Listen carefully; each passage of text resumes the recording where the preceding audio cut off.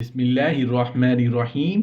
अस्सलामु अलैकुम वरहमतुल्लाहि वबरकातुहू। हम बिस्तरी ना करने का अंजाम। बहुत सी ख़वातीन ऐसी हैं कि अगर उनका अपने शौहर से किसी मामले में इख्तलाफ हो जाए, नाराज़गी हो जाए, तो वो खामंद को बतौर सज़ा हम बिस्तरी के लिए अपने करीब नहीं आने दे। उनकी नफ्सियात है, उन बीवियों का ख्याल है, वो ये सोचती हैं कि अगर हम ऐसा करेंगी तो हमारा शौहर मजबूर होकर, बेबस होकर हमारी मिन्नतें समाजतें करेगा और फिर हम वही चाहेंगी जिस बात को मनवाने के लिए हमारा इख्तलाफ हुआ था। साफ जाहिर है ऐसी खवातीन हम बिस्तरी को आड़े लाकर शौहर पर अपना रोब रखना चाहते। शौहर को हम बिस्तरी न करने देना, शौहर को हम बिस्तरी से मना कर देना, शौहर के साथ हम बिस्तरी के लिए राजी ना होना, जानते हो नुकसान किसका होगा, शौहर का होगा या बीवी का? इससे पहले कि हम अपने मौजू पर मजीद बात करें,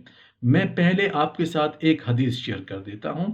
एक हदीस है जिसका मफहूम कुछ इस तरह है कि हज़रत अबू हुरैरा रज़ी अल्लाह अन्हु बयान करते हैं कि रसूलुल्लाह सल्लल्लाहु अलैहि वसल्लम ने फरमाया, जब शौहर अपनी बीवी को हम बिस्तरी के लिए बुलाए और बीवी इनकार कर दे और शौहर अपनी बीवी पर नाराज़गी की हालत में सारी रात गुजार दे, तो ऐसी औरत पर सुबह होने तक फरिश्ते लानत भेजते रहे। इस हदीस को सुनकर और पढ़कर ये बात वाज़ेह हो चुकी है कि सबसे पहला नुकसान, सबसे पहला गुनाह जो मिलेगा वो बीवी होगी। उसी पर अल्लाह की लानत और अल्लाह की फटकार पड़ेगी। जिसने अपने शौहर को नाराज किया, समझो उसने अल्लाह को नाराज किया।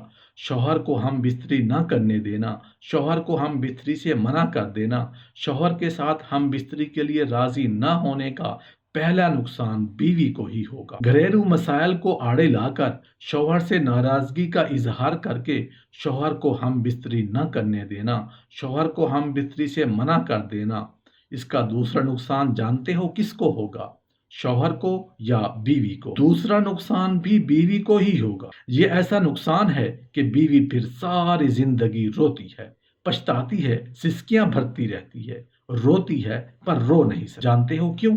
इसलिए कि उसने अपने पांव पर खुद कुल्हाड़ी नहीं बल्कि कुल्हाड़ा मारा। जानते हो कैसे? वो ऐसे कि जब शौहर को हम बिस्तरी ना करने देना, शौहर को हम बिस्तरी से मना कर देना, शौहर के साथ हम बिस्तरी के लिए राजी ना होने से जिना में मुब्तला होने जैसी अजीम खराबियां पैदा होती, बल्कि बसा औकात तो मामला बीवी के लिए उलट पड़ जाता है। खामन संजीदगी से दूसरी शादी के लिए सोचना शुरू कर दे, जिसकी वजह से बजाय खामन को सजा देने के वो खुद सजा पा लेती है। इसलिए औरत को चाहिए कि जब भी खामन उसे कुर्बत के लिए तलब करे तो फौरन उसकी हाजत को पूरा करे, ताकि रसूलुल्लाह सल्लल्लाहु अलैहि वसल्लम के उस फरमान की तामील हो जाए जिस पे आप सल्लल्लाहु अलैहि वसल्लम ने फरमाया, जब शौहर अपनी बीवी को हम बिस्तरी के लिए बुलाए तो औरत पर वाजिब है कि फौरन खामन की बात मान ले, चाहे वो ऊंट के कचावे पर ही क्यों ना सवार हो। दूसरी तरफ शौहर को भी चाहिए कि अगर उसकी बीवी बीमार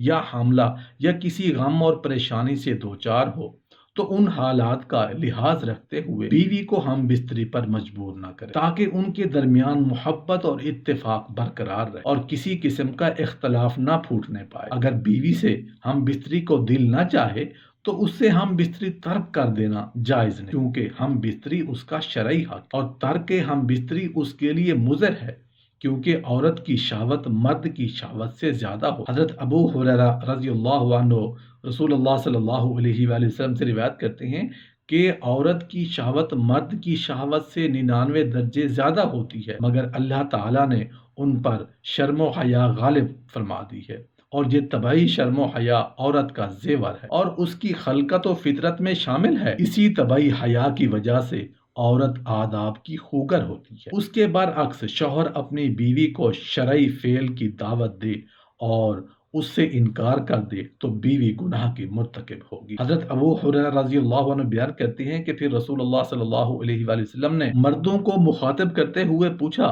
क्या तुम में से कोई ऐसा आदमी है कि जब वो अपनी बीवी से हम बिस्तरी करता हो तो दरवाजा बंद करके पर्दा कर लेता हो और अल्लाह के पर्दे से इस फेल को छुपाता हो? लोगों ने जवाब दिया, हाँ ऐसे लोग मौजूद हैं। रसूलुल्लाह सल्लल्लाहु अलैहि वसल्लम ने फिर ये पूछा कि ऐसा आदमी भी है جو اسے دوسروں کے پاس جا کر بیان کرتا ہو۔ یہ سن کر صحابہ کرام خاموش ہو۔ اس کے بعد آپ صلی اللہ علیہ وآلہ وسلم عورتوں کی طرف مخاطب ہوئے اور ان سے پوچھا، کیا تم میں کوئی ایسی عورت ہے جو اپنے خاوند کی خلوت کی باتیں دوسری عورتوں کو بیان کرتی ہو؟ عورتیں خاموش رہیں، لیکن ایک نوجوان عورت اپنے ایک گھٹنے پر کھڑی ہو کر رسول اللہ صلی اللہ علیہ وآلہ وسلم کی طرف جھانکتی ہے اور آپ کی باتیں سن کر کہتی ہے، یا رسول اللہ، خلوت کا ذکر مرد بھی کرتے ہیں اور عورتیں بھی۔ فرمایا، جانتے ہو اس کی مثال کیا ہے؟